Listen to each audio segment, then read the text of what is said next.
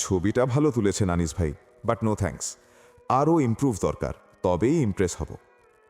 আনিস থমকে দাঁড়িয়ে তাকালো।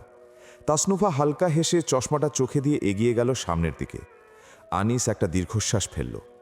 এই মেয়েটাকে বোঝা দায়, আবার না বুঝে থাকাও দায়। তাজদার শাইনার হাত ধরে গাড়িতে ওঠার সময় ফিসফিস করে বলল, পরের বার আপনার ময়নার একটা সঙ্গীর দরকার পড়তে পারে। শাইনা লজ্জা মিশ্রিত রাগে বলল, কি? তাজদার হাসল, সেই দিগ্বিজয়ী হাসি। নীল জলরাশি পেছনে ফেলে তাদের গাড়িগুলো এবার ছুটল ইনানি বিচের দিকে। ইনানি বিচে নামতেই তাসনোভা একটুখানি দৌড়ে গিয়ে একটি পাথরের ওপর উঠে দাঁড়াল। দু হাত মেলে সে সমুদ্রের হাওয়াকে বুকে টেনে নিল। শাইনা, ঝিমলি আর সাবরিনা পাথরের ওপর বসে পড়েছে। বসে বসেই তারা নিজেদের বরদের খাটাচ্ছে ক্যামেরার অ্যাঙ্গেল ঠিক করতে, আবার একই ছবিটা 10 বার তুলে আনতে। তবে সেখানে তারা বেশিক্ষণ থাকল না। মেরিন ড্রাইভে